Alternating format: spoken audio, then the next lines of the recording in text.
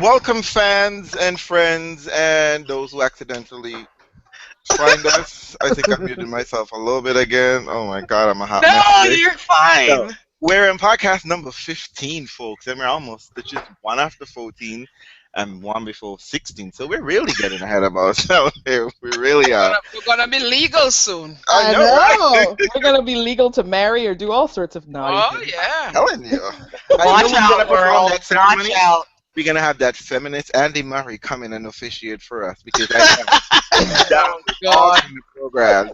Down it all. Oh Lord. I love him. I'm sure he's a technocrat too. I'm sure he's all about technology and podcasts. Aw. Folks, we're here at podcast number 15, and we're just gonna be grazing and lazing on the grass. We're in 1 week before Wimbledon. This is our second week of grass court tune-up, and all the big boys who will be showing up. For all the big people, I would say. Usually, a lot of people skip the grass tournaments, but all the who's and the whats showed up this week, so we get a good sense of who and what may happen. Not really, except for the two top ones. No Djokovic and Serena. Well, I mean, they're all people who are gonna show up, right? I mean, Joker doesn't play grass court tournaments warm up, and now the Serena. Oh, Because- Lord. They're like, we don't need grass. We don't need we just show up and wear the shit. I know, basically. Unless Serena meets, Alize Cornet or Hey, Lisicki. Lisicki. Listen, Lisicki is primed and ready for Serena, right? Man. Sure. She's ready to go. She's smelling that title. What the hell was up with all them aces she had in that one match? Like I said, it's all well and good. World records for fastest serve and the most aces in a match. Bitch, win a title. And stop getting beaten by people with no serve. Yeah. Well, the funny thing is that was the same thing. As soon as I heard about Karlovic and then I heard he was going to play Federer, I'm like, watch Federer break him in the first game. And it didn't happen. But it didn't happen, but I knew he wasn't going to win, even with all those damn aces. But it is kind of crazy, right? Because Karlovic literally has one of the biggest serve in the game, right? And he doesn't win shit. Well, that just goes to show you that a serve bot ain't about shit. You got to be able to do more than serve. End of story. Lord, we jumped right up in there. Same thing with Pliskova.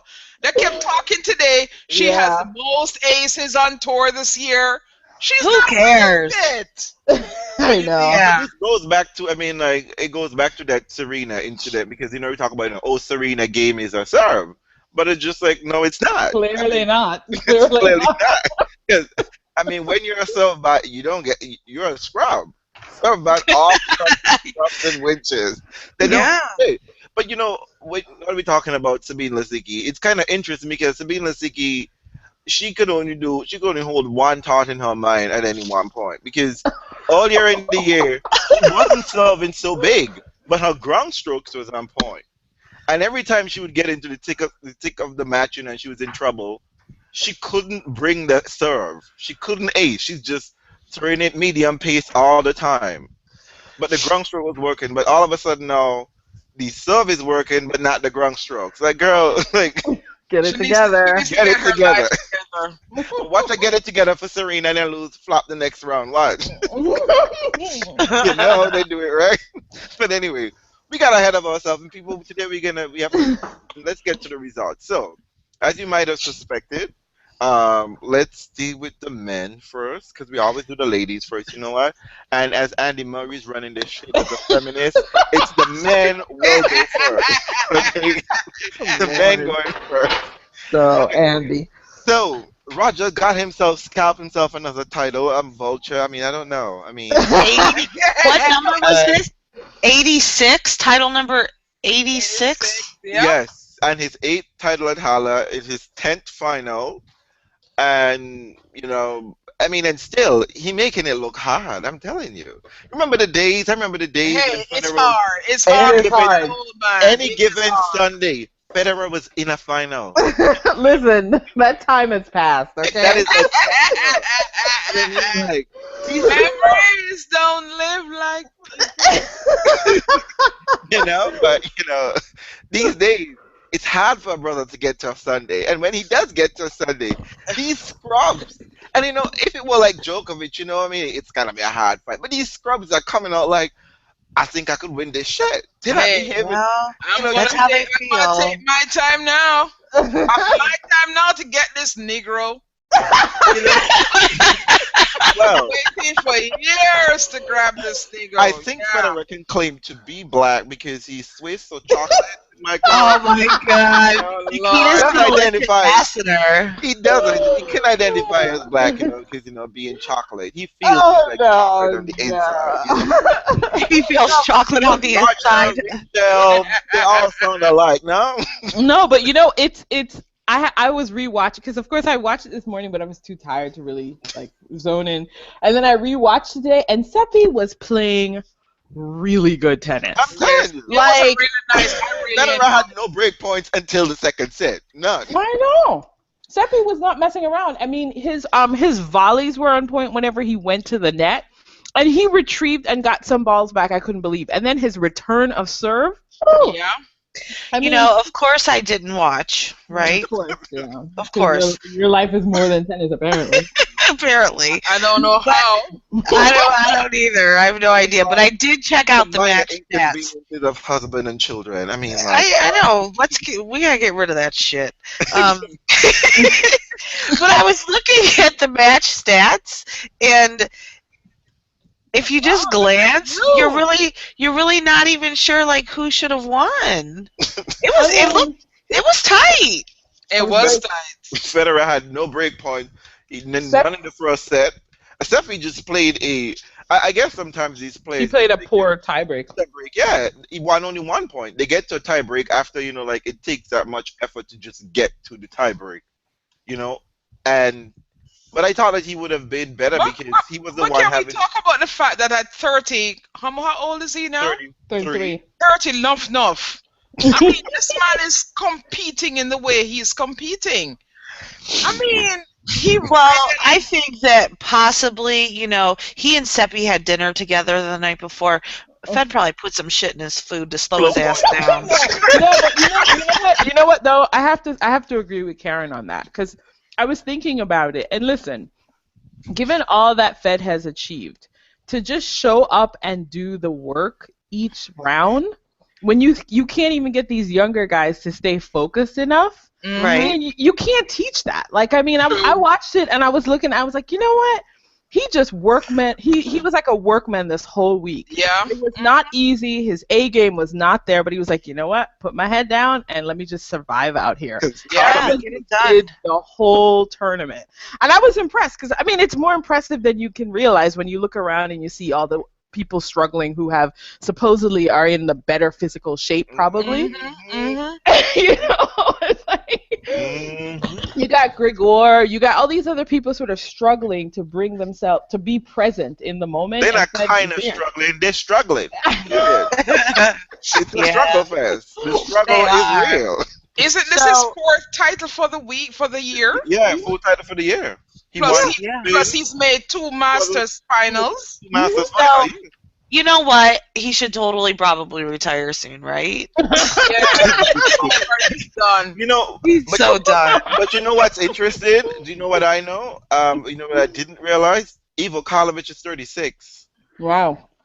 And he's in the semi-final of Halle. And I'm telling you, 36. Nobody asking him to go home. Well, he's married with a child. These guys know You know Ivo Karlovic is married to Jamaican, Karen? Oh, really? Yes, he is. Wow. I did not know that. Things you only learn from RealzTenisFanz. Wow. I had no idea. No wonder he's probably giving him Staggerback. What? I do not know this Caribbean slang. Front end lifter. She's giving him superpowers up on the court. Oh my god. So you gotta bring home that check. We got bills to pay. And we ain't dealing the first round money. You gotta get semis or better. Well, I mean, playing pretty well for the year nonetheless. But Aoife doesn't have a very, he doesn't have a very taxing game, right? He basically serves and rallies once or twice. So I can't imagine that that's going to put too much. But it's kind of like Stepanek. On his shoulder, though. I mean, look at Matt Philippoussis. Like that too. Stepanek, well, you know. Oh, Stepanek knows. I think Stepanek knows when to get the money.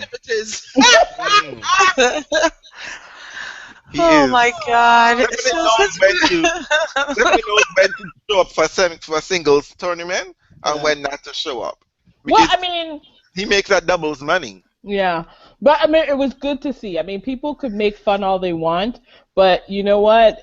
As Federer's always been saying, you know, it's a 500 level tournament now. Mm-hmm. You never know. Everybody can sit around and say he should only be winning slams or whatever. But you know what? To be able to stay present and engage at a 500 level and work on your game, full respect to that. Okay? Yeah, because good for you.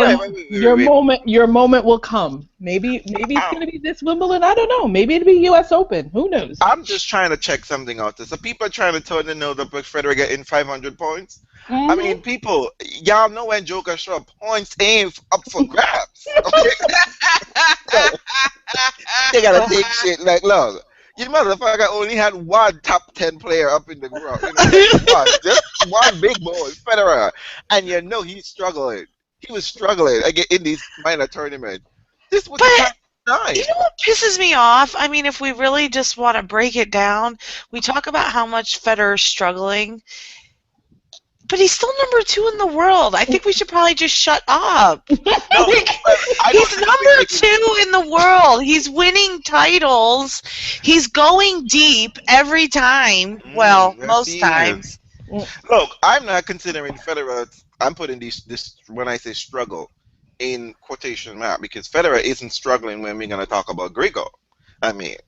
Well, let's not talk about Grigor just yet. Let's talk about Federer. It's all in perspective. It's all in perspective. Exactly. It drives me crazy that we have to hear about Federer struggling when he's number 2 in the world. It's ridiculous just because he isn't the same Federer that he was 7 or 8 years ago. I mean, but seriously, who was he playing the other day where he won the first set in 18 minutes? Come on. Come on. Stop, Mayor. I mean, I can't even deal with the haters. Like, take that shit and walk away and go talk about somebody who's struggling for real. Like Rafa, who is still one of the big 4, but has yet, I mean, what number is he ranked this week? 10. Number 10. There you go. That's it. I have nothing else to say. He's struggling more than he. It doesn't matter. Wouldn't have been up for grabs. Nobody cares if Grigor is struggling, though. He isn't important enough yet. He's a nobody. I mean, he's supposed to be this big up-and-coming guy, and that's fine. And yeah, dude, you're cute, and you get to eat Sugarpova whenever you want, and she gives you cars. What? The Bulgarian handbag, Maria's Bulgarian handbag. Well, you know what? He's starting to look like it. But you know what though? But you know what? Maybe it's a little bit of like Karen's. I mean, I can't wait until we can talk about Karen's piece on her on sophomore slumps. I think we have to evaluate Grigor not as a sort of the myth of Grigor, but as the practicality of who Grigor is, right? Well, because he's nobody. I think he's developing fine. That's what Grigor is doing. He's developing. You know, like this is who he is. Like But he's truly in a slump. He is truly in a slump, but nobody cares because he isn't anybody to care about yet. But Karen, can I ask you that? Do you believe Grigor is actually in a slump, or is he just growing at a slow pace? I'm quickly trying to find quickly trying to get onto the ATP website, which is a disaster right now. We'll have to talk about that. Because one of the things that I did when I did my own research, as you know, Andreen, is I tried to track the players, try to track their careers, their early careers, etc., to see whether or not what happened when they got big success, whether it was something that was a fluke or it was a gradual progression. I still can't get onto Grigor Dimitrov, but I don't think what we're experiencing with Grigor is a slump. I think this is just this is his career. This is him. Yeah. No, it's not to be mean though, but we need context, and that's what was. So let's just say that Karen on the Spin wrote a wonderful article exploring the notion of a sophomore slump. And her theory was that you can really look back at a person's ITF career to evaluate how they are doing on the main tour. And so it made me think about Grigor and wonder if Grigor is actually simply just learning and growing at a pace that he should. And we have been the one, or people have been the one, to say that they wanted Grigor to break through, and therefore they're judging what's happening to him as a slump. It's not a real slump. Because he's not even been to a Grand Slam final, for God's sakes. I think he went to one semifinal, which was last year. Ooh. Well, and he had all this pressure on him with his one-handed backhand, and because, baby Fed. But you know what's funny? Nobody can be compared to Federer and be comfortable with it. I don't give a fuck who you are. But you know what's funny about this shit when they call him his one-hand backhand, baby? Because these are the same people who laugh at Roger Federer and say that one-handed backhand is bullshit. I know. It's bullshit. Well, but then it's bullshit. Someone else has it, and then you're gonna be like, oh, he's gonna be like Federer. That one-handed backhanded Federer got him 17 majors. Deal with that, folks. Yeah, exactly. I don't know. I just feel like, if we're going to talk about people who are struggling, it's not Federer. That's my point. That's my point. It's just not. Because some scrubs would love to have that full title money right now. Exactly. Be happy. So, yeah. Can we talk about a little more about Roger? Well, we can talk about Roger. Oh, well, you know what? Let's stay on Roger because, when I'm trying to do the, listing and tracking, we're all over the place, people. So, Can we pause for a minute? Because, I'm looking at Dimitrov's career. Mm-hmm. And he's not going through a slump. He's not. This is his career. Yeah. He's a 255, not even a 500 guy. He's a 250 guy. Maybe you should call him and tell him that it's okay then.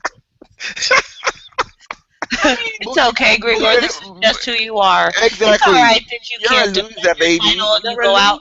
Didn't he go out in round one? Wherever he was. I don't know. Sorry, he's not a loser. But Grigor, maybe it's time you get the message. You are a scrub. Rank and file. Get the application from Radix to Panic. He's gonna give you initiation. Just deal with it, bro. Just deal with it, okay? Yeah, that's what it is. I mean, and try to win some doubles title to get some recognition. He's been hyped. He has a good game, but there isn't really any substance to his career right now. How old is he? 23. No, I think he's a lot older than that, isn't he? No. He's like young. 24. He's young. He's got plenty of time. No. Yeah, he has to be 25. He has to be 25. I'm almost really? Sure. Yeah, he has to be 25. He's about 25 or something like that. Yeah. This ATP website. Well, that's still young given the age of the men who are on top. He's actually 24. 24, okay. He's pretty young. All right. Well, Grigor, get it together. Get better. Just do better. Well, I think we all have just decided that Grigor is having a career and he's having the moment that he needs to have, and we all need to evaluate the person separate from the marketing. From the marketing, okay? Or separate from what people want. He's doing fine for his game. He's doing fine, but I honestly don't see Grigor lifting a major title. I don't. He neither has a temperament, nor the. He's had gradual progression, but even when you look back to 2011, he's up and down. He goes to 100 and something, then he goes up to the 80s, to 70s, goes back down, goes up to the 60s, then he's back to 80 again. I mean, there's just no consistency with his ranking, and it just goes to show that what is happening now. Yes, he's progressed. He made it through to the top 10, but he doesn't have the consistency to remain in the top 10. Mm-mm. He's gonna be like Carla Suarez Navarro, who have no Carla, because she just goes into the top 10, and she's not gonna do much while she's there. you know, except probably beat Kvitova. That's all it is. Well, I mean, well, you think about Grigor, and well, let's think about the next guy that came along, right? You've got somebody like Milos, who's just signed like a New Balance lifetime contract. Oh, really? Yes. Oh, yeah. And I mean, and you see, for Milos, yes, while Milos's game is not as sexy as Grigor's or as exciting as people want it to be, I mean, you see that Milos is making the slow and steady rise, Yes. right? And he's a hard worker. Yeah, And that's a big thing. He's head down, hardworking, plotting his way through, and I could see him staying in the top 10 consistently for a while. And the magic is he stays out of the bullshit press room bullshit. Isn't that funny how that happened? Exactly. He just like, you know what? I came here to do my job. You like my hair? You like it? You like my armband? Funny, cute, sexy. Goodbye, people. I gotta go play tennis. I got my model girlfriend, which is Exactly. check, model girlfriend, check. Exactly. But aside from that indulgence, which all athletes have, I think he seems to me to have the better suited temperament to stick around in the long over the long when term. he's playing the top guys, I am seeing effort. Yeah. I am seeing that Yes. he's really, really trying to beat them. Yeah. And he feels like he belongs. Yeah. Right. And he's gonna be really trying. He's gonna be, especially when he faces Federer. No, but I not think- even just Federer. I think he got more success. I think he feels that, why I said when he first faced Federer, there was this he didn't give a shit. He was going after his shot, and he thought that he legitimately had a shot. Mm-hmm. And then playing consistently well with Federer, I think he then said, you know what, I can try to beat the others too. It ain't just Federer because he's older. Right. I could go after Rafa. I could go after Nole. And he does. And he feels like he just needs to be just another step he needs to go to. And I think he's in his mind, improving. he's improving. I mean, He's improving. His volleys are better. I mean, remember you could not get Milos to rally for nothing Yeah. when he first came on tour. You couldn't. You just had to return the store. I wanted to take Milos shopping. I know. I wanted He to take graduated Milos from shopping. surf school. I can show him how to buy shit and then return it because that motherfucker couldn't return for shit. And We gotta go buy a whole bunch of bullshit and we gotta return it. And just like, this is how you return. Okay, you're gonna go up to there and you put the ball back in. But despite all of that, Milos has stayed in the top 10 and looked like he should be there. Yeah. And he returned from an injury and got farther in Queens than other people who had been on the tour. Like, I mean, that just tells me a lot about this guy. I mean, I'm not his favorite. He's not my favorite person. I still remember your Delpo touch. But let me tell you, you tell me who you are, and I listen. But even that probably tells you a lot about his desire to win. But I mean, I like to see the improvement. I'm not confused about his coaching relationship. You know how you're looking at Grigor and you're like, Grigor, when are you going to get a new coach? With Milos, I can see what Ljubicic is doing. I can see the improvement week in and week out with Ljubicic. I have to ask Grigor, why are you still there? I think Grigor thinks that running around with a bag on his head, and getting what's with the fitness thing? We're done with that, honey. You're fit. Move on. Next point. Technical part of your game now. Yeah, we've covered the fitness. Yeah, let's refine your You know game. what? I think Grigor enjoys going on YouTube and seeing hot shot of the month. Oh my God. You're right. There is a highlight reel. Is Grigor our Monfils? Is he doing Monfils? Yeah, we're all about the highlights. We're just here for the highlights. Trying to be the We're white. gonna make the highlights read top 10 ESPN. That's it. Mission accomplished.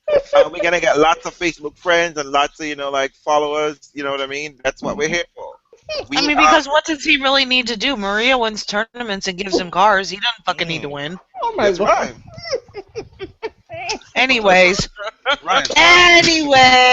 did anybody watch Nadal and Delgobelov? I did. Woo! Well, you know what? How I was thought it? Boy, I really thought of the you. silence was deafening from everybody else. Selena, I thought of you during that match. You know why I thought of you? Because I told Because you that he can whoop Rafa's ass. I told you not that. only that, you wanted so much for Rafa to meet, um, boy who looks like a girl who looks like a boy in the second round. But it's really a crazy misogynist. But yeah, And a homophobe. Let's not forget that. Oh, fuck. My opinion. But you know what? You gotta sometimes you're just gonna be like, you don't have to talk. sometimes you don't gotta have to make a talk. deal with the devil. That's what you gotta Yeah. And you wanted it so badly, and you said, if Rafa meets Dolgopolov, he's gonna get beat. do. Oh And then yeah. Almargo fucked you over, and Almargo won the match. Because, Alexander isn't always about winning. It's just like, I don't feel like winning today, like, what? Like, no.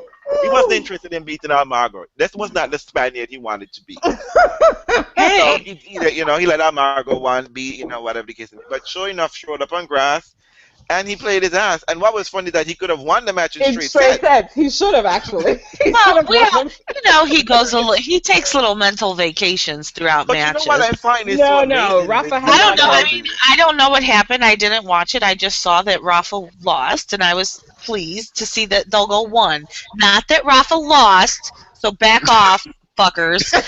I'm saying I was pleased to see.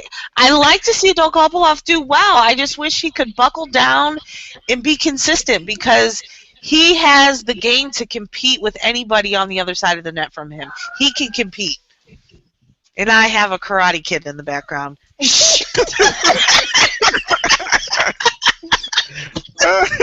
Well, great. Well, what I love is that Dolgopolov beat Rafa Nadal and then went out to the unspecial Spaniard right after GGL. of course.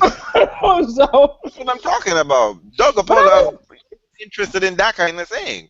We just hate to beat Soderling, beat Rafa, beat the big boys, and then, like, what? We go home next time. well, it's so funny because he played a really good match. It was really exciting. He moved really well. He got to some balls that was just impossible, and he just looked like he belonged there. Rafa, as always, was hitting balls short. I don't know what they did in Stuttgart to make Rafa hit all those aces, but somehow that fell apart. Maybe right below the grass with a whole set of clay. That's what it was. Because that coach used to be clay. I'm just saying. Yeah. So didn't Rafa win Queens last year? So he's losing even more points, or what? Rafa, the last time Rafa won a grass court tournament was in 2010. Oh no, he just won one a couple weeks ago. Stop it. Other than Stuttgart. That's what I meant. Oh, okay. Who won The Queens last time he won last year? was 2010. Was that? Who won Queens last year? I think it was either wasn't it Lopez? Oh my God! Speaking of which, did you see his shorts? Ooh, hot damn! We have so lost our way on this podcast. It's fine. It's not a big deal. We have so lost our way. Let's move on. I'm very clean. I don't know. I haven't heard any Murray fans on here, so I think I have to reach out to the Murray fans today. First of all, let me give a round of applause for Roger Federer for holding it down in Halle. Hey, Halle back. And let me give Andy Murray a toot because wasn't me. No, he played twice. He played twice back to back. Exactly, and he took home the Queen's title. So I have to give him congratulations. He'd already done dog Victor Troicki. Do you realize that Murray has only lost to Novak this year? Yeah. Is that what it is? Yeah. Yeah. Really? He's playing really well. Yeah. He is pretty much kicking everybody's ass and taking names except for the Serbian Devil. And Murray has said that he is playing better.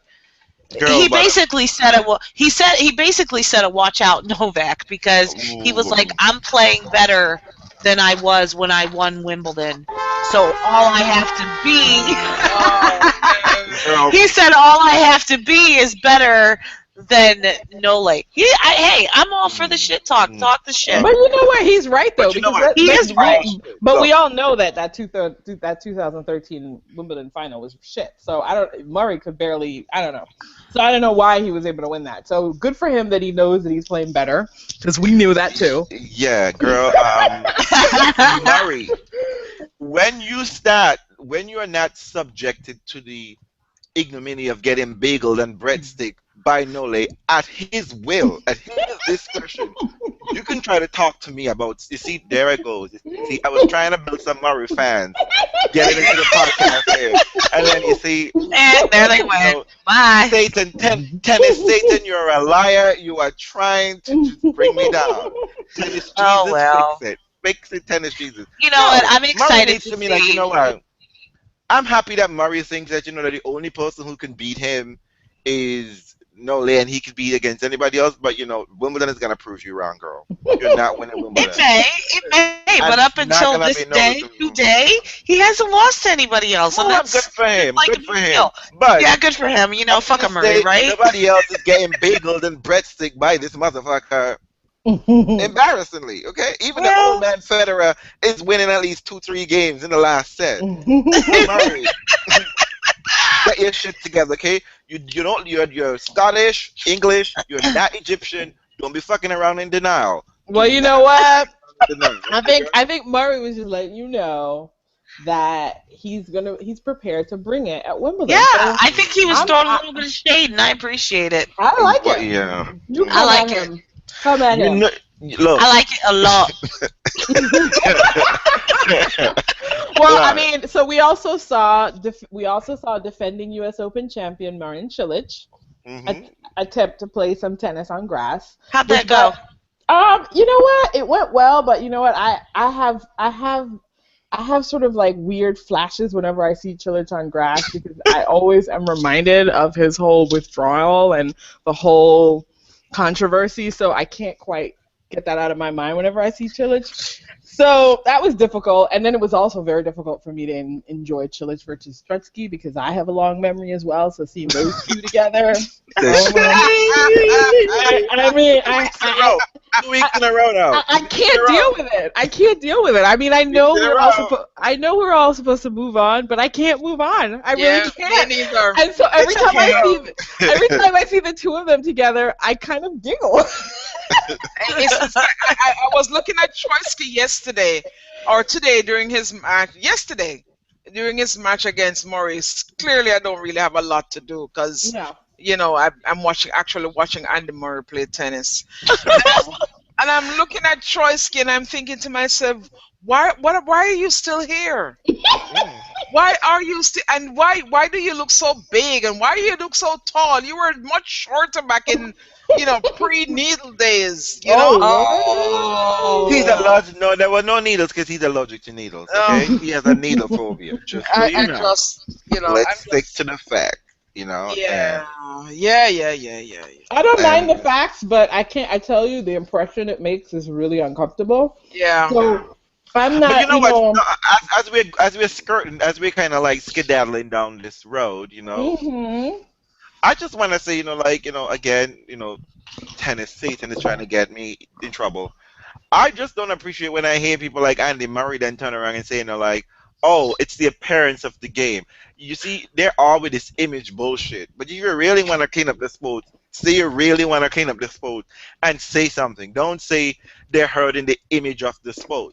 Because it's all about marketing, right? It's all about, you know, these players, we can't really hide them. We can hide Wayno Defnick and, you know, throw him out to the slaughter. But, you know, people like Troicki and Cilic, you know, it's the no. If you really want to talk about being clean, you really have to say it and mean it, and then advocate that, you know, we are pissing a cup right now, right here, independent testing. Don't give me no halfway bullshit about we need to do image control and, you know, PR bullshit. I can't deal with it because it's just the way they responded to it that I won't ever forget. It's their response to it. It's their persecution complex. When you say who are they? Meaning the players, the two players. Yeah. Their responses to it really tainted it for me because I was a huge Cilic fan, always was. But I just now when I see them, I find it I don't know. I'm not able to fully buy into it, and I'm not making any claims about them. But it's more like when you've respected a player, like what a player brings to the table, and then you see the way they talk about the sport and they talk about themselves in the sport and their own sort of naivete about what it means when you decide to trash your sport's attempt to keep it clean. I can't go down that road with them. So I wish them well, but every time I see their name on the draw, I don't. Well, why don't you, Miss? I don't. For this, to understand how I feel about sport and about sports personalities, you'll have to go all the way back to West Indies cricket, and when West Indies cricket was top, as we say, in the Caribbean, and apartheid reigned in South Africa. They paid some of our cricketers to come to South Africa to play. You know what our country did? Our Caribbean, what the whole Caribbean did? We banned them for life.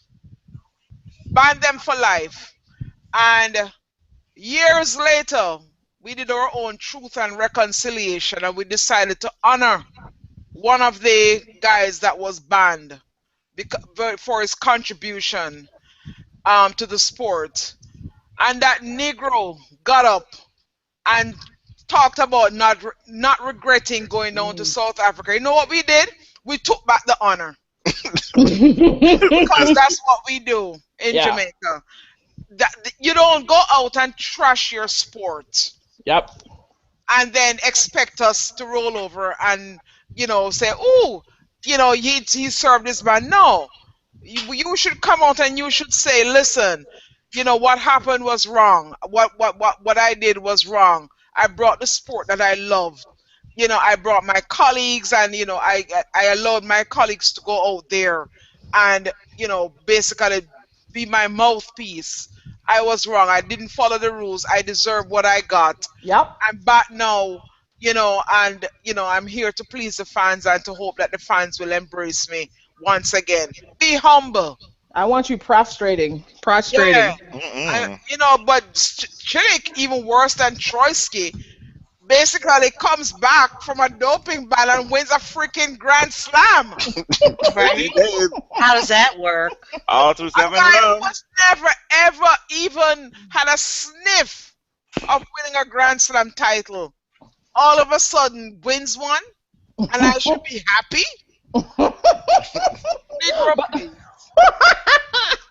I mean, there was, the theme of the week in other news has been about privilege. And for me, the way that these two conducted themselves post their ban and the privilege inherent in their approach and the non-apologia that we saw essentially made me less of their fans. I was never a Troicki fan, but I respected him well enough. Cilic, I was very much a Cilic fan. Now I'm simply cool towards him. So, good luck, boy. Do what you're going to do. Maybe you're going to go defend the U.S. Open so it doesn't look so weird. Oh, boy. No, it's not happening. So, not fucking happening. That could have been you. That could have been you. But we already know. But we already know it couldn't have been Kay, because let's move on to the fact that Kay has now come with his annual injury this early. Of course. And what the hell? Why? Why isn't he fit? He's fragile. His body breaks down. That's what it is. Why?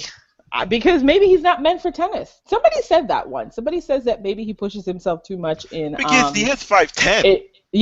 Maybe he pushes himself too much in training. He's not tall. Yes, he's not. Well, let me not say something crazy, but I mean, I think he's modern day tennis. He's 5'10". Yeah. But this modern day tennis, you got to be a big guy. You have to be a big guy. Not too big though, right? Well, I would say most people are 6 foot. 6'1". You have to be 6'1". But Federer is not that big. He's 6'1". But he's tall. Federer is tall. I mean, I think clearly makes a big difference. Maybe it's a technique issue. I think so. Maybe it's a training issue. But every year we know that at some point in time, Kay's body is going to break down. Weirdly for him, it didn't break down in the French like it did last year, and that meant the French was supposed to be his time. But you know what Stan did? Cock block you, mofo. So now we have him saying that he's got a calf injury, which I basically think that means that, maybe you can expect a little bit from Kay, but it's going to be helpful for him to keep himself calm so he can defend all those damn points. How far did he get into Wimbledon last year? Quarters? Yeah, so I mean, and I can't see Raonic, no? I can't see Kay doing that. I can't see him going very far on the grass, but he does have a lot of points to defend at the U.S. Open. So, I mean, I think this will be a nice rest period again for Kay, right? Oh, no, they tried to shade him. No, they was trying to shade him. No, they was just like, at U.S. Open, he was just like, it would be kind of cool if I had, like, a week off, break off, to show up at a tournament and play. Well, listen, we all know that Kay needs breaks on court anyway. He does. Given his style, I mean, I do think he's a mini Djokovic, slightly better looking version of Rafa. So given their style, I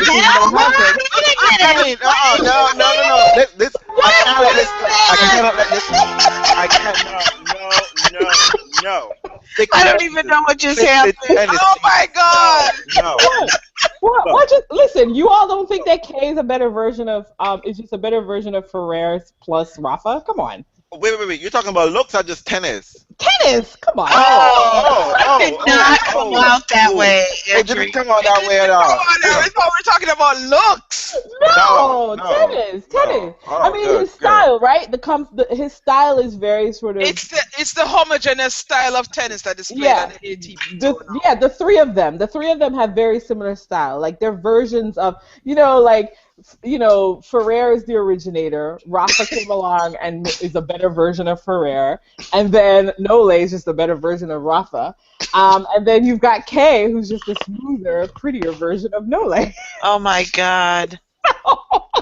You've really thought about this. I have, because that's why. Have you seen how the tug of war between those four? That's why they all compete in the very same way. Do you notice that? They play the exact same match. You mix that pairing together, and it's the same match over and over again. Have you noticed? Put those four together. Look at that. Ferrer. As far as I'm concerned, the only person who plays differently, there are a couple of guys who play differently. Raonic, Stepanek, Federer. Yep. That's about it. Yes. However, everybody else plays the same way. Yeah. However, those four form that rectangle. If you watch their matches, they're playing the exact same matches over and over. Next time you observe it. Oh my God. Which is what somebody needs to tell Boris Becker that, because he thinks it's because there's a lack of personalities. No, mother. When it's really a lack of difference. Game. In style, mofo. People have become incredibly bored by what they're seeing. I mean, and Stan plays a different style, but Stan is like, sometime-ish. Exactly. We don't. Yeah, we can't rely on him. we don't see the style so often that we can actually call it a pattern. Exactly. We just think it's an aberration. Stan is playing tennis this week. Stan is very Petra. He's my own version of Petra. Oh my God, that's perfect. Yep. The zoner. Yeah, the Petra Glasgow tournament. No, she didn't. No. Petra's saving it all for Wimbledon, isn't she? No. She's playing Eastbourne. Yeah. Oh. Well, let's finish up with the guys quickly and then move on. Yeah, are we going to address the fact that Delpo practically said he's retiring? So I think all the guys. Wait. Let me just try to make it up to the Murray fans. Murray fans. Oh, we're done with Murray. No, we don't care. We don't care. Fair is fair, people. You see? Y'all are trying to. I need to get all the fans. I get a lot of flack here. I'm a Nadal hater. Fine. I give Murray plenty of love. You don't need to give him fake love. Hey, I love him for real. We all follow Murray on Twitter. He's great on Twitter. We follow Murray, if not his matches. So there you go. Oh my God. Okay, so Delpo. Yes, the Delpo news. Delpo. I told you guys this. You know, I listen. did. I never thought he was coming back because he's been gone too long. You don't get to stay away that long and come back and be anybody. You just don't. It doesn't work that way. The world moves on without you. People, you have to continually progress in order to stay current in this game or in any sport. You don't get to go away for that long unless, of course, you're Serena Williams, and then you can do whatever the fuck you want. I thought that Delpo might be a Clijster. You can't. You can't. Listen. No. Okay, I'm gonna make a case for this. All right. This is what Delpo needs to do. I told you all this. Delpo needs to go to a one-handed slice, backhand slice like Feliciano Lopez. That backhand is shit. And then you just become a surface specialist. One-handed backhand slice all the time, and then focus on your forehand and your serve. But see, he doesn't need to because he already won a major, and therefore is a millionaire. Plus a bunch of other stuff. But he loves the sport. He does. No. Wait a minute. How much does he really love it if he's saying, I'm going to have this surgery, but I'm not really going to train hard afterwards? I'm just going to see how it goes. Because he can't. Because he's done. No, because he did that before. I know, I get it, but he's done. Did y'all listen to the... Did you listen to the... I didn't listen to it because I personally think that when he speaks, he sounds like a Muppet. And it drives me crazy. So I didn't listen to it, but I read highlights. I listened to it. Yeah, I listened to it. And it was kind of... It was sad. It was sad. And what was kind of frustrating to me was that he was like, I got a second opinion of the opinion. Yeah. But I'm sticking with the doctor I trust. No, motherfucker, you didn't get a second opinion. You didn't. You literally were just like, my doctor said this. Yeah, I get a second opinion, but I'm going back to the original doctor who's the leader in the field. That's what I'm doing. So that's what he did. Listen, I don't know. This is what it looks like with real injuries, people. Yeah, and sometimes they're career ending, and that's life. So...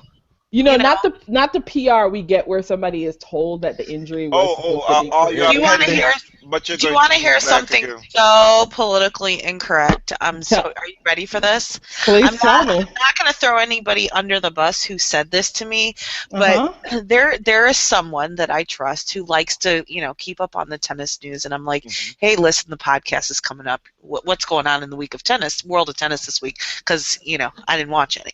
So I get this list and I get to find out about Delpo, but the totally horrible thing that was said to me was that Nadal wished him a speedy recovery on Twitter, but didn't share contacts of who his doctor is, who magically heals him from all his injuries. Oh wait, somebody else doing this way? Yeah. Listen, I've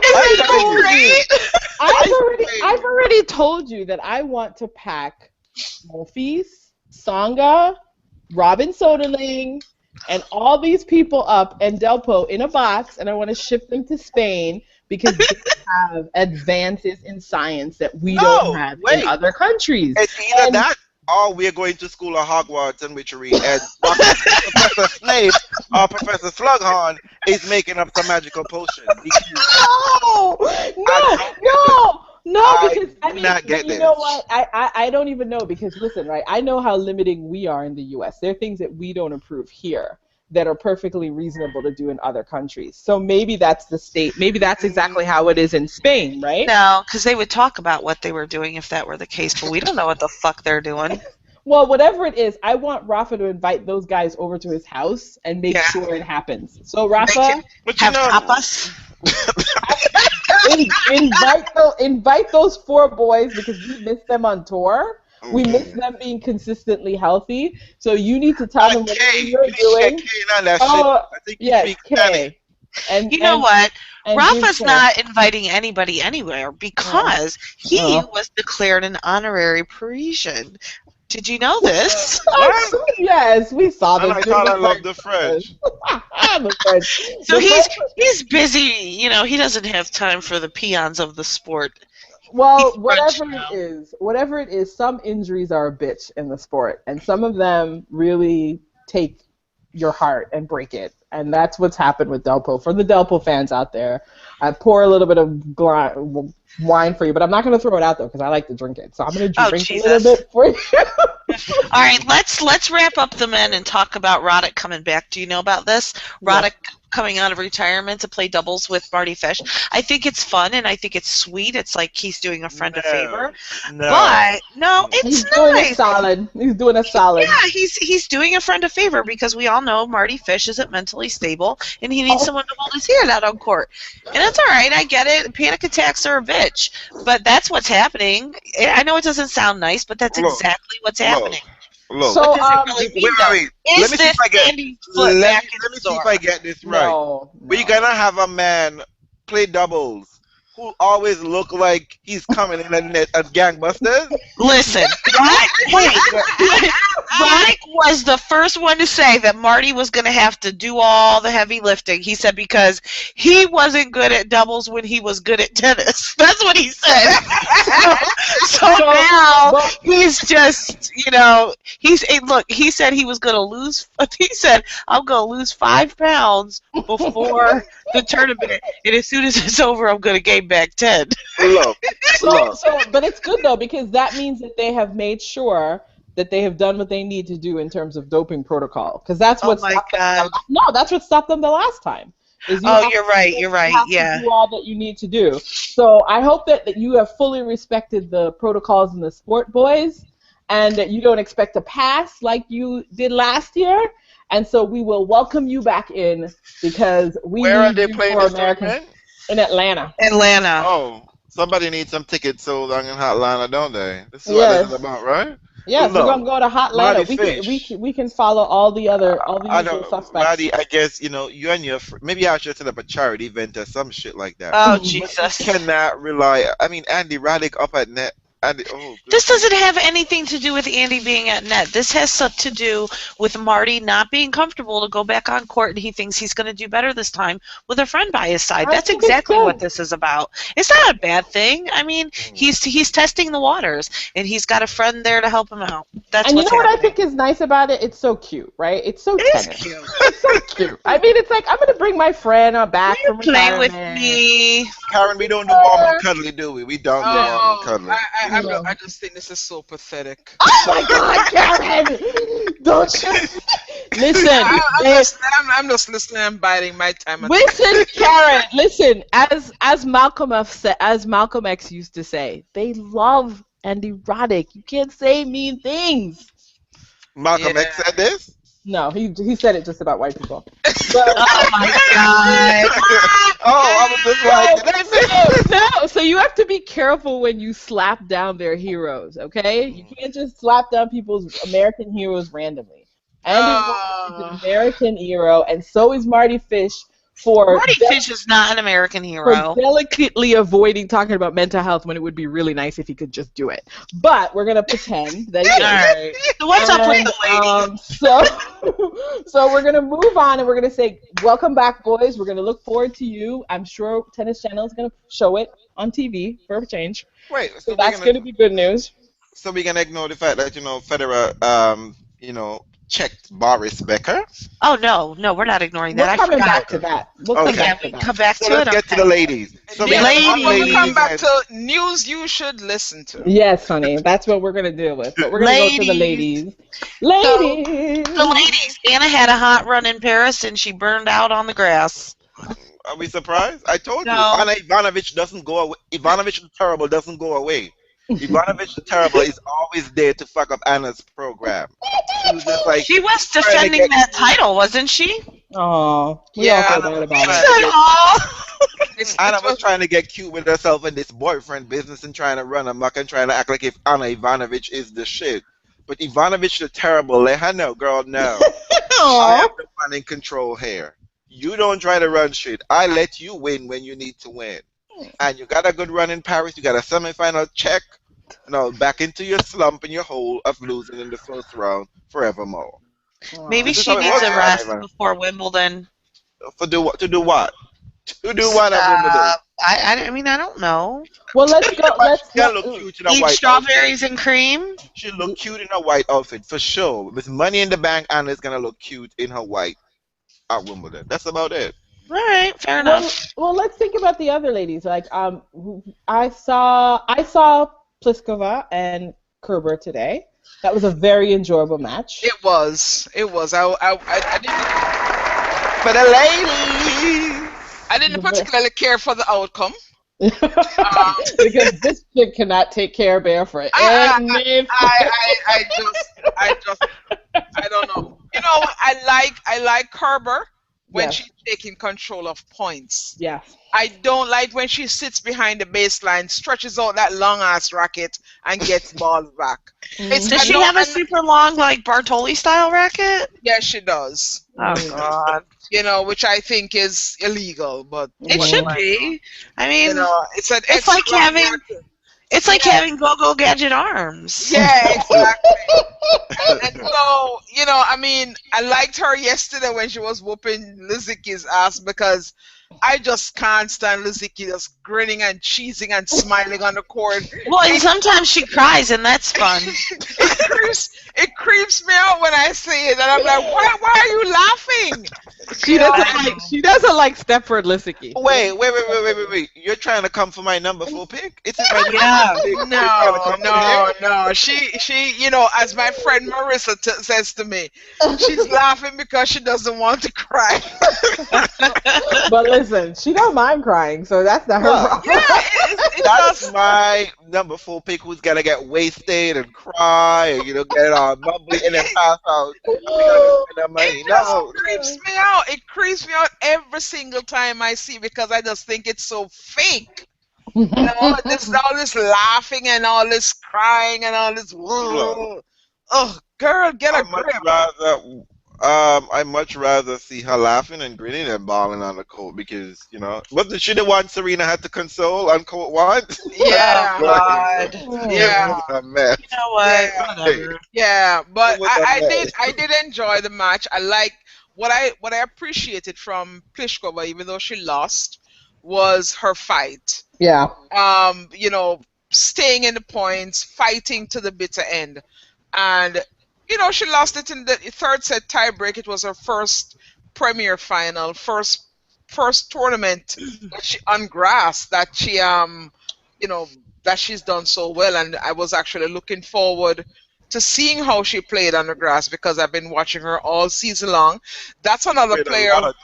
She's played a lot of tournaments. Yeah, she's played a lot of tournaments and she's gone deep in a lot of tournaments. Right. And that is one of the, to me, that is one of the criteria that tells you whether or not a player has the ability to contend for the big titles. It's the consistency that they show throughout their careers. They don't just happen in a vacuum. You know, all of a sudden you see this person and they're like in the semifinals or the finals of a Grand Slam, and then you don't hear peep out of them. Looking at you, Yadina Wickmeyer. You know, those are fluke wins. You know, players have to have. You don't like the Yanni? You don't like Yanni? No. I mean, I don't. I'm indifferent towards Wickmeyer. And Whitmire got Kim to be her coach and everything. I thought to look up for her. I mean, look. Well, they need some time to bond, don't they? No, is that's that over. still a thing? No, I don't think that's still happening. Over. I think it's done. Kim has no interest in majors, okay? Kim wasn't winning majors, but Kim was certainly winning titles, okay? At first, until she came back, this new improved mommy narrative, you know. Kim 2.0. Well, Kim 2.0, yeah. 3.0, 4.0, one of them. I felt like she left and came back a lot. Listen, if I were her, I'd just keep a watch out and see when Serena's not feeling so well and come on back up. Right? No doubt. That's what I do. You know what? I think the ladies do not respect that narrative anymore. They're gonna be like, hey, you come back out with this shit. We're gonna take care of you. Not these young ones. Exactly. Young We're ones don't putting you back care. out to the pasture, okay? We got one old queen up top and we ain't ready for another one. We are not this. Because we know every Serena match, she gives you a look. Gives you a look at something. You might get a chance, okay? But we're trying to take those chances when we get it. But I mean, like Kerber is the ultimate vulture queen. She's grabbing those premier titles when nobody else is looking. You don't expect her. She was seeded 7 on the. I think at one of them she wasn't even seeded, and Kerber is just going and just take these titles. Well, good for her. Slap it up. Slap it up when the big ones aren't there. Exactly. So that's good for her. And I mean, even though Lisicki lost, she's clearly zoning and ready because Lisicki likes the big stage. Mm-hmm. She can lose first. She can lose first round Wimbledon, don't she? Yeah, but you know what? Going after that French Open champion. Who's Serena? So better make sure you put her in her side of the draw if possible. Get that going. What's that, third round? No. But we'll see. That will be interesting to see if that becomes the usual.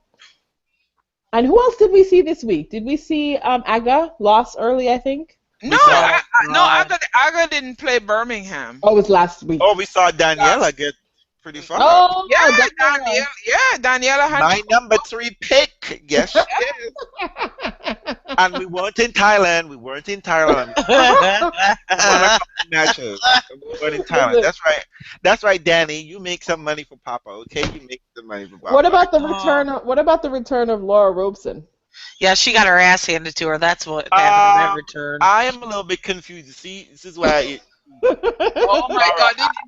That comment, it was a lot closer than it looked. That was great. That's a coaching comment. I like that. I mean, that was like a mental coaching. You lost, love, and won. A big and a red. You know what? I prefer the latter part of that comment when she said, it's a mental victory. I feel fine physically, and I'm just glad to be out there. That sounded better. Why isn't your ass playing some ITF tournaments? Why are you trying to show up and disrespect these girls? Yeah. Trying to act like you can just roll out an injury and just show up and win some rounds. No, boo. You need to be playing some ITF title. That's where your ass needs to be. I don't understand you girls. 2011, Serena came out of injury. She lost 4th round of Wimbledon. She thought she was going to show up there and win it. She balled, whatever the case may be. You know what she did? Her ass made everything whole summer. Every week I see Serena out on court. I was like, is this the real Serena Williams? Well, that's probably what Laura's going to do. She's got a wild card into Wimbledon. This was her first tournament back. She has a wild card into Wimbledon. But she didn't even have a game to begin with. She has a good game. It's just she's lazy. She's lazy. She's lazy. One of the problems I've had with her is her fitness. And she's not the best mover on court, but she has a really good game. She's looking a little frumpy right now. But what's new about that? And I think what's new about that? And she's English. That's all I'm gonna say. But she needed to be. To me, I thought the better move for her was that stay out of the limelight, stay out of the pressure, because everybody's trying to put the pressure. And I mean, and go play some ITF, get your shit together, get your game, get your mental. She probably will do that during the hard court swing. Yeah. Probably when the hard court season rolls around, she'll do that. She'll probably go to how much money want to bet? She's gonna be trying to play those big tournaments. Listen. Why wouldn't she? She is represented by the same person as Sharapova. Those people don't go small time, but she's at home. This is not a bad tournament. She's going to get a wild card in it. She's going to get a wild card into Wimbledon. So this is the time to take advantage of it. It's her home tournament. These are our home courts. Why should she go? And she's actually done well at Wimbledon in the past. Exactly. And you know what? Watch and see they put her as center court. I hope not. I hope they don't. Watch they do that. And watch. That other one thing. I got me a buy this evening and second round money. Here I come. Only saving grace is that she gets a qualifier. And watch she gets some qualifier like Lovatskova. I know. Somebody like raring to go. Exactly. Askia Boni. Oh. Granny. Granny. And she's going to come up and disrespect Granny Franny. And Granny Franny's going to be like, no, girl, I'm grabbing that wig today. That's how you do it. and then Ubi Tennis is gonna be all over the place, be like, "Oh my God, Schiavone making a comeback." What happened? What happened? Lead the points. What happened to our favorite 60 person? No, what happened to Vika? Because I watched the match between. So she's injured again? Is she it's that foot. It's that same foot.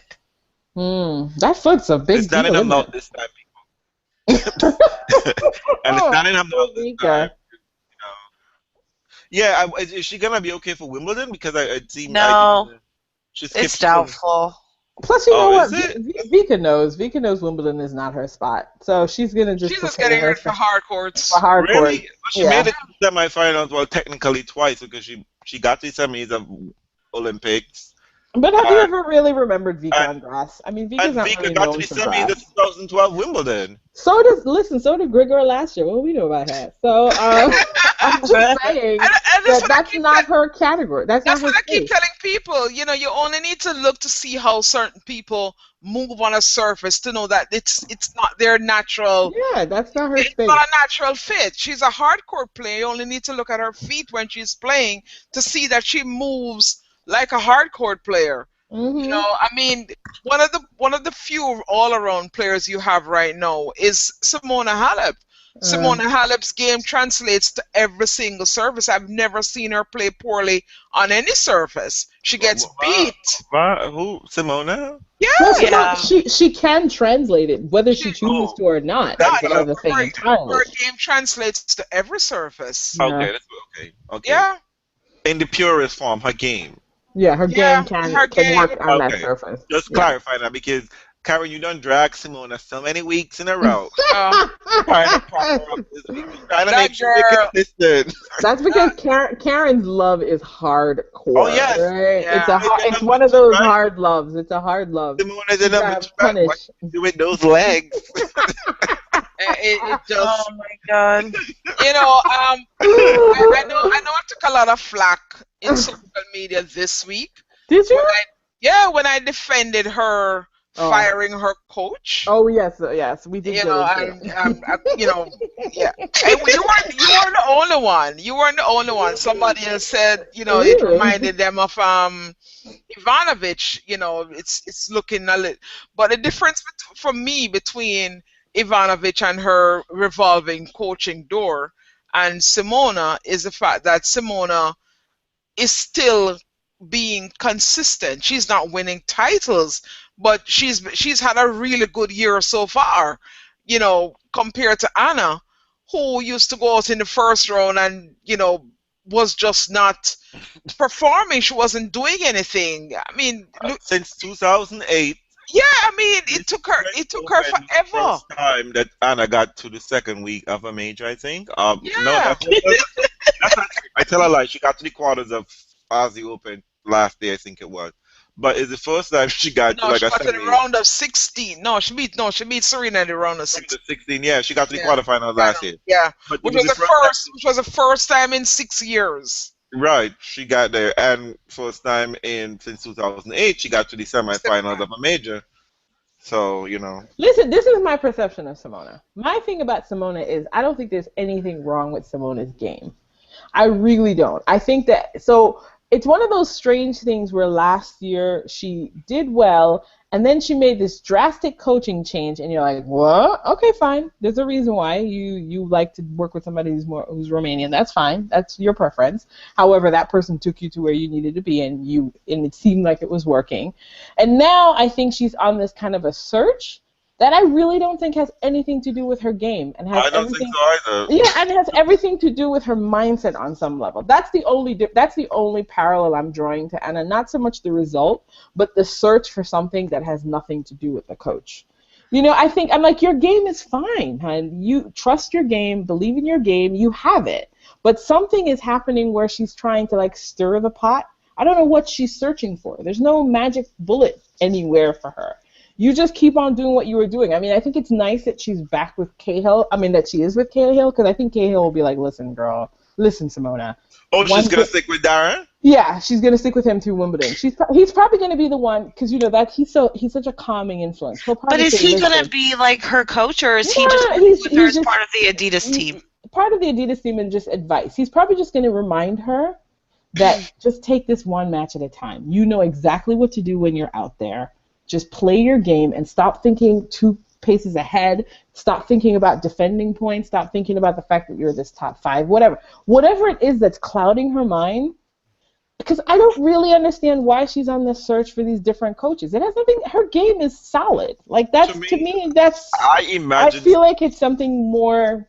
I don't know. I don't want to. I hate going in those weird ways because it's also. I think it has to do with the decisions that she's making on court and her lulls.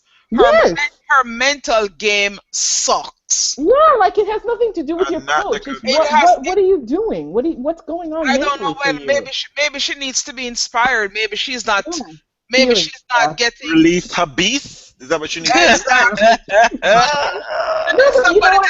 to unleash the Kraken. Well, you know what? It's a little bit of the Novak thing. Remember, there was a point in time when Novak sort of seemed comfortable just getting to the top, but didn't really want to be there. I think maybe sometimes when you get to the top of your sport, you haven't figured out why you want to stay there, or you haven't figured out that thing that you need to key into that make you hungry to be there all week in, week out. I think she seems to be struggling with motivation on that level. I think Simona doesn't have a goal in tennis. Mm-hmm. The tennis is not like her real thing. That she looks like the kind of girl that, you know those people in the office who just come to work 9 to 5, don't want a promotion. I actually disagree with both of you. I think there's a lot of things. I think the biggest problem that Simona is experiencing right now is just tactical issues. But the tactical issues are resistance to something. It's a mental thing. She's making stupid decisions on the court. How the hell? I mean, she played mind-blowing tennis to take the first set over Kristina Mladenovic, right? Right. She played really good tennis. 6-2 first set. She gets freaking bageled in the second set. But you know what? They've been even, but you see, there've been hints of that with Simona before. Listen, it's just a little bit more extreme now. Simona does have this moment where sometimes it takes her a while to get in gear. How many times have we turned on a Simona match and she's down 5-1? True. And she flips the strip and she turns it around and then she gets engaged. And then the second set she's down again and she gets it done in straight sets. You know she doesn't do straightforward straight sets. So whatever. Yeah, she has always had that hint. It's just that she's been able to turn it on faster in the past and collect herself and move forward. Something has happened in Simona's approach mentally to the game. Whatever that is, I can't make a determination because listen, it's the same thing. Didn't Simona bagel Serena and then turn around and get lost in the champs? I mean, you're like, what the? One moment to the next. What are you doing, Simona? So it's like that's an element that's always been there to her game, and maybe now she's just sort of slipping a little bit further into that. And maybe you're right. Maybe she's looking around for a coach that's gonna say the right thing in her ear. But I'm not convinced it's a coach. I don't think it's a coach that's going to tell her that. I think it's something I think it's a decision she has to make. Remember, Karen, when Simona, remember what she said about playing Sharapova? Was it last summer? Yeah. 2 summers ago? And it was kind of like sometimes she's not ready to be tested. Remember? She was like, oh, I don't know. There's that element in her, like a fearful element in Simona's personality on court as a tennis player that I think is getting extra. I get the feeling sometimes that she doesn't think that she belongs. Yes, something is happening there. She's not a genie who thinks that she belongs where she is. Simona, I think Simona is really a back. You know, she's like a backdoor kind of person. She'd be quite happy being top 20. She don't sing solo. She sings in the backup chorus. Yeah. And she doesn't want the spotlight in a certain way. Yeah, She wants to come from behind. She doesn't want to be at number 2. She wants to be at number 5 and then slip up in there and get to the final. She wants to be at number 10 and slip up in there and get the final. She doesn't want number 2 and then because that's the look, let's look at the pattern we've seen. Are you saying she can't handle the pressure? Oh no, she cannot handle the pressure. Is that what it really comes down to, though? I mean, that's what it comes down to. Everything. Yeah. It seems like it. That's what it comes down to. Yeah.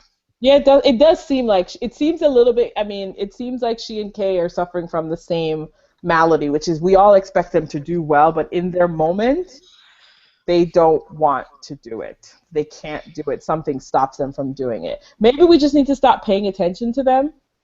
I'm telling you. Because honestly, why is she losing to Lucic Baroni? Come on, nobody's losing to Lucic Baroni. Not seriously. I mean, you can have a magical run. Except Venus did. I'm just saying. You know what? We're not going to talk about the fact that Venus lost to Lucic Baroni. Okay.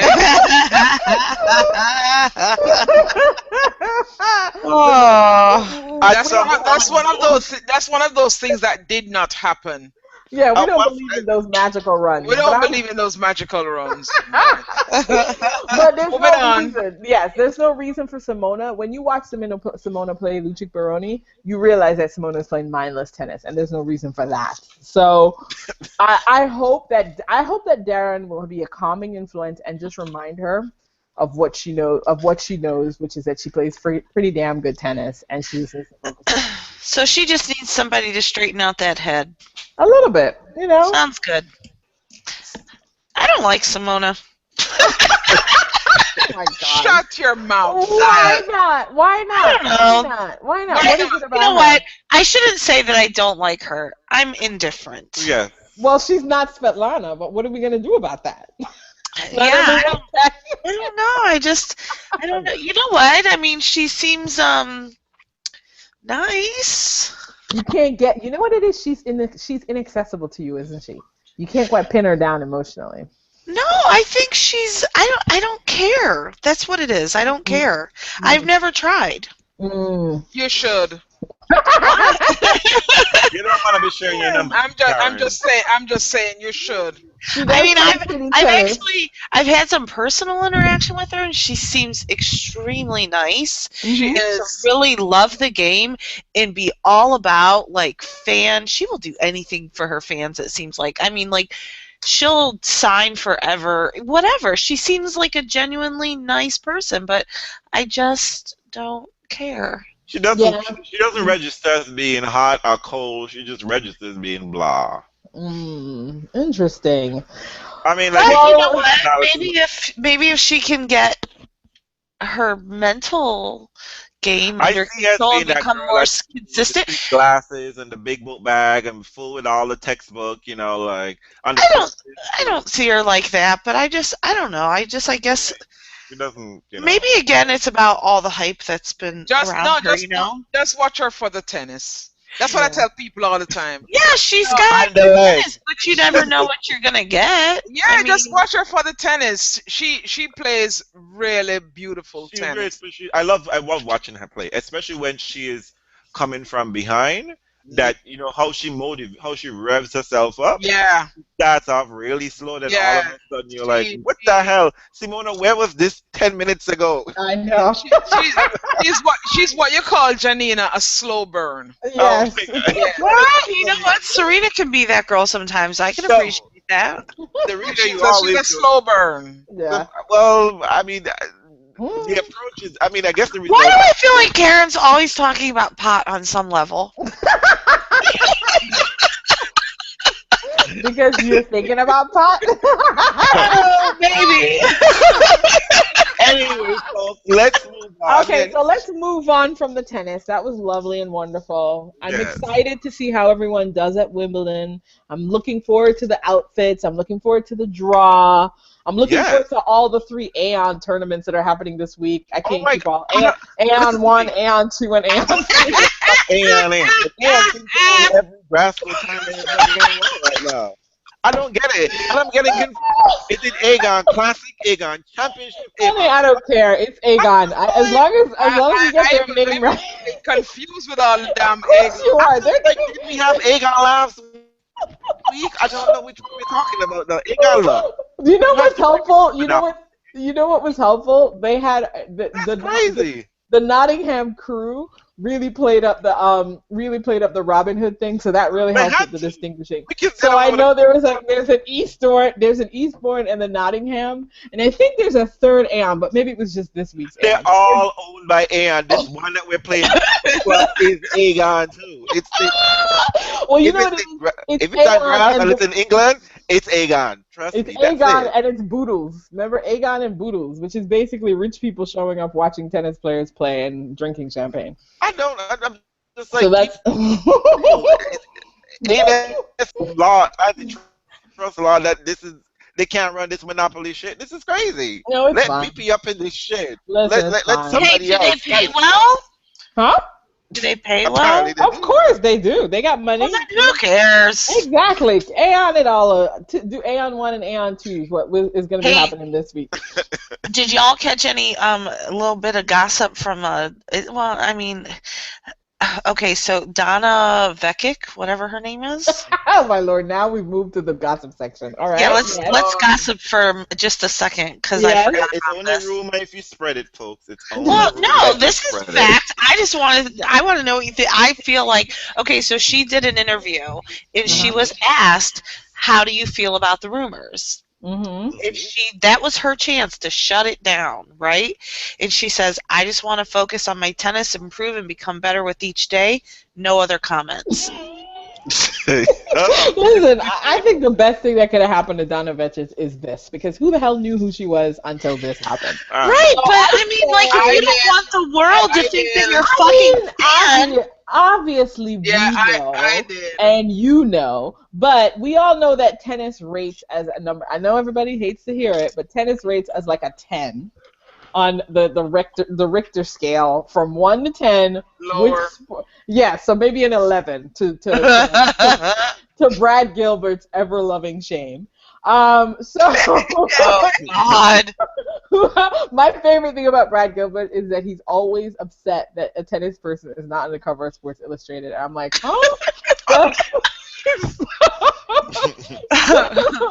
You know what? He can't even fucking spell Sports Illustrated. So anytime. And if a tennis player gets there, it's not gonna be a man. No. Well, I mean, it depends. I've always said, and I continue to maintain that if Monfils ever won anything major, they would take a shot of Monfils and put that on that magazine, and it would sell. But that's not going to happen. So that's probably. I think if Serena wins the Grand Slam this year, she would be on the cover. You know what's so funny? That's what everybody's hoping. Because I know I've seen Courtney's timeline, and I've seen other people say that that's the only thing. But you know what's going to happen? They'll put Riley on the cover. Oh my God. A cute little black kid with her daddy on the cover of Sports Illustrated. Then put her in the stand with her daddy cheering Serena on winning 22. Who the hell is Riley? I mean, let's not even go there. The little girl whose father Steph Curry's daughter. Steph Curry's daughter. I bet you any money it's going to be. And the wall is so funny that's going to be your daughter-in-law, Janika. Stop it. Okay, so listen here. Here's the thing. Serena's already been on the cover of Sports Illustrated. She ain't getting on again. No, I don't think she's been on exclusively, right? That's the thing. Everybody wants her to... I think she has. No, she has, but they want her to be Athlete of the Year. Oh, I gotcha. Okay. They want that to be a thing. Gotcha. And they think that if she gets all 4, that will happen. But you know what's going to happen? Some crazy person's going to do something in a basketball or a baseball field. No, it has to be baseball. Basketball is done. No, she's going to be up against that horse. Yes. Yeah. It's going to be the horse. Oh, my God. I mean, I hate to say it, but they know that's what they think. So I don't know. You know what? That's the Era just hit 3,000. Exactly. So it'll be something like that. I mean, she's not getting it.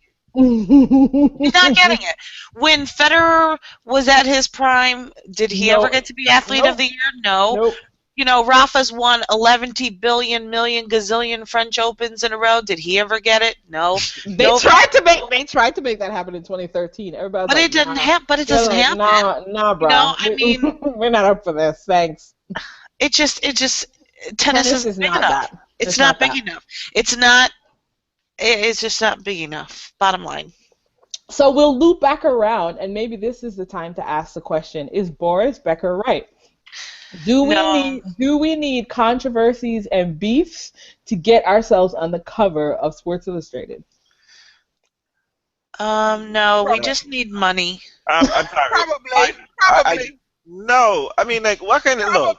I mean, but we know how these beef in tennis works, right? Andy Murray is gonna go say nobody likes you. Who got time for that bullshit? No, that ain't cute.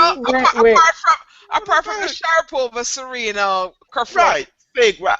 And meanwhile, Serena's like, that ain't a rivalry. I don't understand. I mean, this. When Serena basically had the last laugh by continuing to beat poor Sharapova to a pulp, even with half a long. You know? Like, oh my God! Really? A half a lung, really? But oh Jesus! But to go back to what Andreen was saying. I'm continually put off by this name, this person who's going to be playing Cibulkova tomorrow. Harriet Dart. Who the hell is Harriet Dart? Listen, let's find out who she is. Cibulkova is back playing tennis? She's back from and she's playing somebody named Harriet Dart. And it's confused. It's been on my mind because I'm like, do I actually have to get up tomorrow morning to see who the hell is Harriet Dart? Yes, you do. Oh, Jesus. Oh my God! She's English. This is what I do for you people, listeners out there. You find who Harriet Dart is. But you see, this is what I'm telling you. See, this is how I would roll. If I see something like Cibulkova is going to be playing somebody by the name of Harriet Dart, and I'm following WTA on Twitter, I would do, who is Harriet Dart? Let's admit that nobody knows who the hell she is, and I'd do a whole little campaign about who Harriet Dart is, because that's how you get people to know who people are on the sport, general public. The best thing that happened to the NBA was that lovely little girl Riley, because people who were not even caring about the damn thing was tuning in just to see this little girl at the press conference. Well, first they were like, she just shouldn't be there. But then they realized that she was basically allowing people to access the sport that they think is fake anyway. And so in some level, listen, on some level, you have to figure out what gets people into the doors for tennis. There is something to be said for that, right? I think it's not quite working with Grigor and Maria because that's just lame. But I think there is something to be said for an interesting hot couple, an interesting rivalry, an interesting, tug of war dynamic somehow. I mean, Boris Becker, it doesn't work because his is so obvious. It's got to be a little bit more subtle. It doesn't work because he's always been known as a fucking asshole. That's why it doesn't work. I'm serious. Listen, think about this. With this motion, you can't come talk this motion when your man just got his ass beat in the French. But Boris Becker has always been an asshole. He's always been an asshole. He was an asshole as a player. He was an asshole on court. He's a fucking asshole. So nobody's going to listen to him when he says something about the so-called most classy man in tennis doesn't like somebody. Nobody wants to listen to you because you sound like a jealous hater. And but you we already knew that. That's the point. What truth are you revealing? But here's the thing: if Stefan Edberg said it, it'd be a whole different ballgame.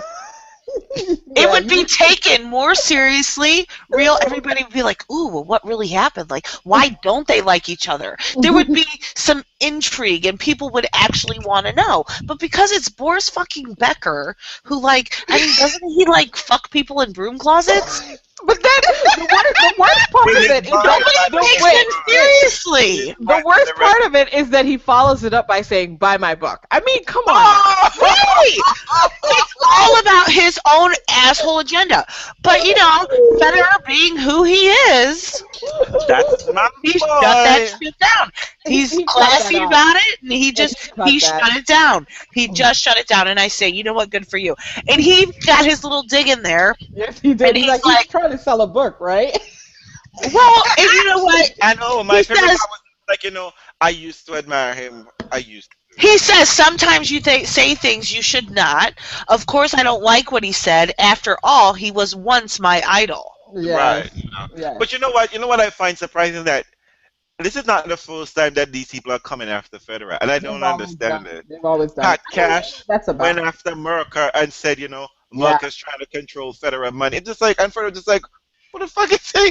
But you know what? My response to all of that has been Federer needs to get better idols. They're assholes to him. John Federer needs to hire me. All of the ones that he's had nothing positive to say about. He's had nothing but good things to say about. They've all come to snatch his wig. John McEnroe. Federer needs to have me as his press man. Federer, Roger, call me. I'm available. You have me let me be your mouthpiece. You need to just in press conference. You know what?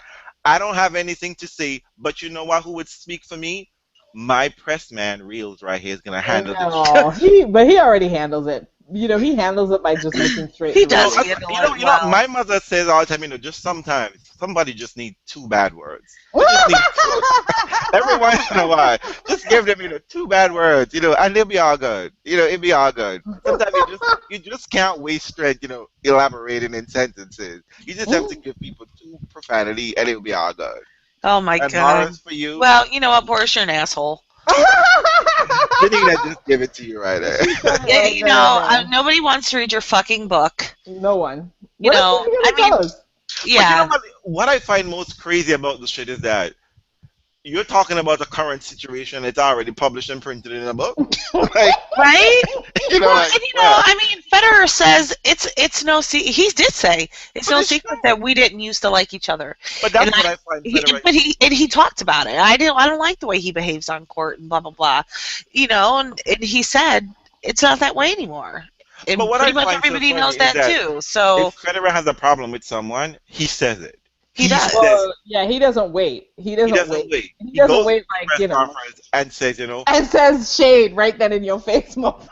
Exactly. Right? You know what? We're a Leo, and we're Miss Spin has done her work and has let us know who Harriet Dart is.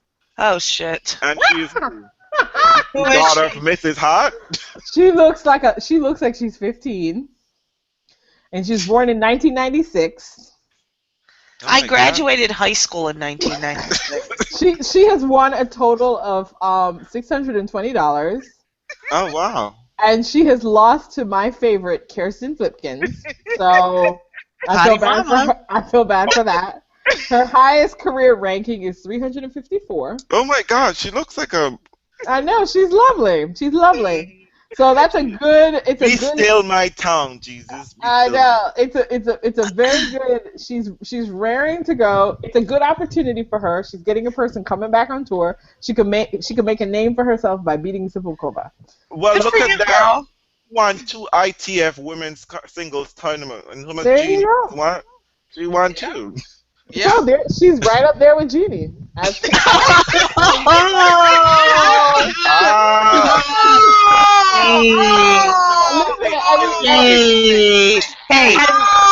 No. And you know I love Jeannie. And you know I love Jeannie. Guess what? She's better than Sloane because I don't think Sloane won any ITF titles. Oh, see? Look, this is what happens when... I just gotta say, I would like to know where the hell you're showing up for work and playing tennis and getting $620. I'm gonna be mad. I'm gonna motherfucker if you don't win 2 ITF titles. That's one her doubles. One. That's her WTA money because she's won year to date. She's won $7,833. Oh, that's some pretty good stuff. And for her career, that's more money than I make. And for her career, she's made $24,500. All right. So there you go. Anybody give me a fucking check for $620? But when you're 1996, how much is that? How much money? How old are you when you're born in 1996? She's 19. Is she really? Oh my God! I don't want to talk about this. It's making me feel old. Yeah, she's 19. Yeah, she's 19. This is why you listen to the podcast. We've already established who Harriet Dart is for all of y'all. That's right. Let me just let you know, she's ranked higher than Tara Moore. And You're snorting. Oh, Tara Moore.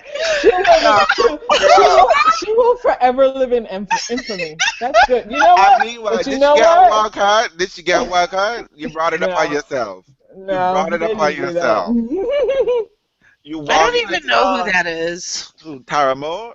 Some people call her Tara Less. Oh my god. Oh my god. Do we want to do you want to end it with some fun little Wimbledon facts? I don't have any. Wait, you had a whole page of notes. I'm surprised you didn't run this shit this yeah, season. please tell me. What else? Please. No, I'm done. Did you go through your entire list? I want to reward her for having gotten a list together. You know what? I did talk about most everything. I really did. I just want, fans, y'all have been kind of silent. You've been saying, you like the show, but you haven't given us any suggestions. You haven't given us any questions, what you would like to know about us. Because, you have us polluting your ears every week in, week out. Because I know you can't listen to this out loud. Half of you are listening to this on the DL. So why don't you make some, fun suggestion, I know some of you are making fake profiles. I appreciate that, I appreciate it. I don't care how the comments get here, like Alita Adams. I don't care how you get there. I will say though that this has been a real spirit booster because this was a difficult week emotionally. Oh, and yes, so, it is. And so tennis was a nice escape again this week. I watched some tennis and I just cared about two people hitting a ball back and forth, and it felt really lovely. So, you know what I'm going to do? I'm going to end on, I know exactly how we're going to end. I want you to name two moments very quickly that lifted your spirit this year in tennis. I already have my two, so that might be a little bit unfair, but I'm going to wait till last. And you know what? Let me go first. Okay. My two favorite moments this year on tennis, and when I say favorite, kind of good, but my favorite is Venus in Auckland, New Zealand. Yes. That smile, radiant smile, that hair was moist. It was. Oh my God! It was a joy, and she carried that hair in Melbourne, and when she won Auckland, beating Wozniacki. That joy on her face of winning a title and beating, Serena's so-called BFF. It was a joy. It was wonderful to see, Granny V, Ebony Star, Venus, my main girl, Karen's number one, being, doing the shit. I don't know what the fuck happened after Melbourne, but you know what? You'll always As a matter of fact, I don't know what the fuck happened in Melbourne. Because you know what? We're not even gonna go there, Venus. I remember January when you were smiling in New Zealand, kikiing with the Kiwis, and I enjoyed that. Now, my second favorite moment, I think might go over a little longer, but you know what? You always love us anyway. Was when, I got a little shade out there, was when a fan gave Nadal an RF cap to sign. I just gotta say, that made my life. That gave me life. My favorite cereal was life. I'm telling you. Oh my God. Okay, but did he sign it? Did he sign it? Of course. With a funky look on his face. That was great. You're just is this motherfucker trying to try me right now? Oh my God, I love trying to try me right now. Give me an RF cap to sign. And that made me. I watched Stepanek turn somebody down because they opened up a program and it was Federer or Rafa or somebody, and some kid wanted an autograph and he was like, Raonic, and then he looked and he saw what he was actually signing and he was like, that's not even me, and he walked away. These fucking scrubs. Trying to say, Raonic, nobody taking your picture, boo. Oh God. So, now that I give my two favorite moments, folks, let me hear some of you. Karen, you can't steal my thunder. One of my two favorite moments involved my number one and my number two. My number one, watching Venus battling through in Melbourne, and just playing really aggressive, wonderful tennis. She lost in the quarterfinals to Madison Keys, but it was great to see that her happen? play. I don't remember that happening at all. Yeah, that didn't happen. I lied. But, hold out. Defaulted. Venus on a tennis court, is just a joy for me. And my number two is watching Simona Halle battle like crazy. Come back! I need that battling Simona in Indian Wells against. Actually, three things: watching Simona battle like crazy in Indian Wells, beating Jankovic to win her first Premier mandatory title. And the number one is watching Serena, the crowd, and the emotional outpouring and the joy with which the Indian Wells fans welcome Serena Williams back to Indian Wells. Karen, gotta do the marketing for us, can't you? Give us sponsors. Yeah, that was a top moment for me. Okay. Janina, I'm gonna give you. You know what? You did the hard work this week. You got notes, so I'm gonna put you last. Give you some time, okay? And I don't treat you nicely. I treat you nicely. I treat your favorite moment. You know what? I have to say it was complicated and crazy, but I really enjoyed a couple of interviews that I did at Indian Wells. I really enjoyed the interview that I did with with our man, Mr. Justice Man, with the Serena return. I thought that was really nice. That was a really, really good moment. Yeah, and then, a really awesome article, by the way. I really felt like it was a good moment, and I liked that. And then I also really enjoyed just being able to see Venus's joy in Auckland. Like I remember that because it was clear to me that Venus felt love there in a way that she hadn't felt, and so she said it. She said it a lot. She did say it. She said it a lot. She said that the love and the appreciation that she received was very special. And I remember actually going on my own personal Solely Tennis Travel Facebook page and sharing an image of her laughing and smiling, and then also the 1000th match of Federer. Those two together. Whenever Federer and Venus fall in sync together. Oh, it is. It's special. I'm a happy camper. I'm telling you, you can't talk to me. You can't talk to me because I am the shit. I feel I'm the shit.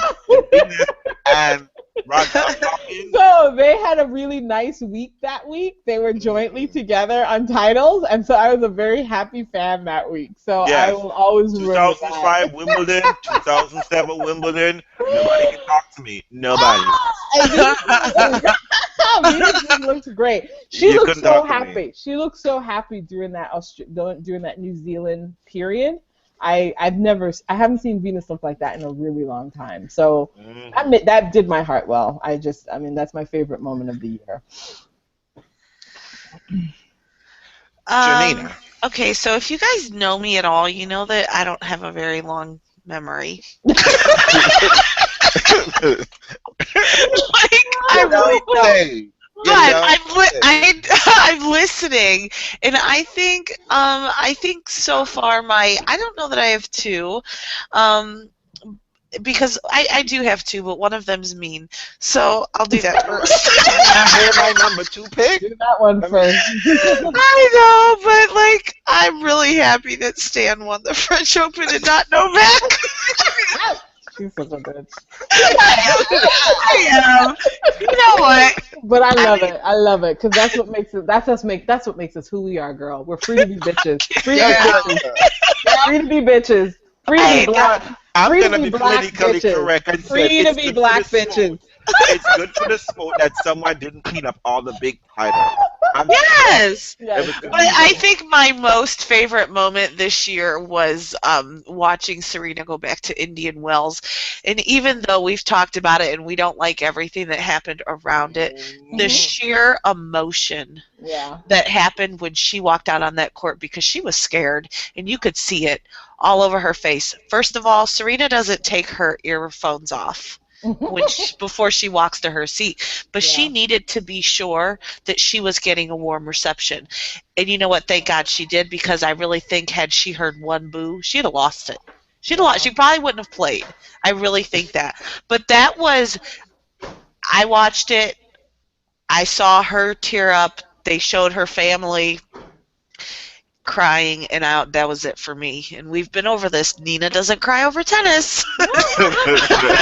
But that was an emotional, beautiful thing, because it represented so much more than tennis. That's lovely. Aww. See, we have a heart, people. We do have a heart. You see? At least somebody around here does. Not sure if it's me, but at least one person does. So it's we can buried function. underneath all the layers of bitterness. Exactly. I'm a hateration, but thank you very much for joining us this week. I hope you enjoyed it. Like, if you don't think it's up to the usual pie, the world happens outside of tennis, and the world that we live in is not so simple as game, set, match. Unfortunately, And I hope you enjoy it. We're looking for, please give us some suggestions, what you like to hear. And, we're not opposed to guests, but, you got to bring it, okay, folks? Come around here. So, if you have any questions or concerns, please email, inbox, we're all on Twitter. Follow us and get us going. So have a wonderful night, evening, and good night.